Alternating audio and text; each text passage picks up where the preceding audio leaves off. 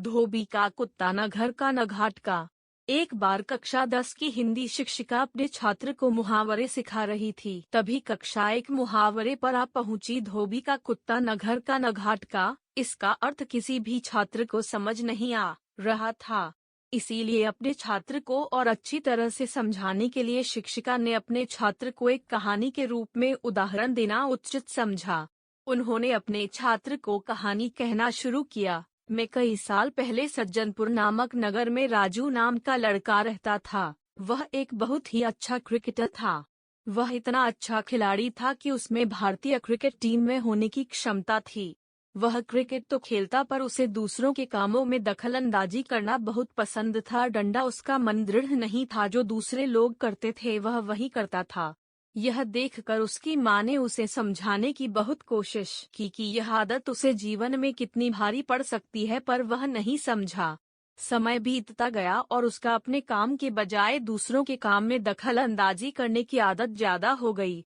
जब भी उससे क्रिकेट का अभ्यास होता था तभी उसके दूसरे दोस्तों को अलग खेलों का अभ्यास रहता था। उसका मन चंचल होने के कारण वह क्रिकेट का एक ही मात्रा अभ्यास के लिए नहीं जाता था, बल्कि दूसरे दोस्तों के साथ अन्य अलग अलग खेल खेलने जाता था। उसकी यह आदत उसका आगे बहुत ही भारी पड़ी। कुछ ही दिनों के बाद नगर में ऐलान किया गया, नगर में सभी खेलों के लिए एक चयन होगा जिसमें जो भी चुना जाएगा उसे भारत के राष्ट्रीय दल में खेलने को मिल सकता है। सभी यह सुनकर बहुत ही खुश हुए और वहीं दिन से सभी अपने खेल में चुनने के लिए जी जान से मेहनत करने लगे। सभी के पास सिर्फ 2 दिन थे।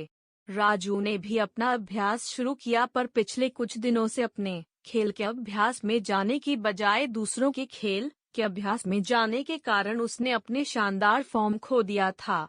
2 दिन के बाद चयन का समय आया। राजू ने खूब कोशिश की, पर अभ्यास की कमी के कारण वह अपना शानदार प्रदर्शन नहीं दिखा पाया और उसका चयन नहीं हुआ। वह दूसरे खेलों में भी चयन न हुआ क्योंकि वे सब खेल उसे सिर्फ थोड़ा आते थे और किसी भी खेल में वह माहिर नहीं था, जिसके कारण वह कोई भी खेल में चयन नहीं हुआ और उसके जो सभी दूसरे दोस्त थे उनका कोई न कोई खेल में चयन हो गया क्योंकि वे दिन रात मेहनत करते थे।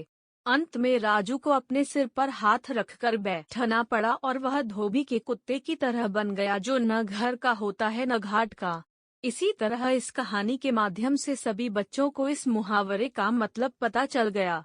शिक्षिका को अपने छात्रों को एक ही संदेश पहुंचाना था कि वे जीवन में जो कुछ भी करे सिर्फ उसी में ध्यान दे और दूसरों से विचलित न हो, वरना वह धोबी के कुत्ते की तरह बन जाएंगे जो न घर का न घाट का होता है।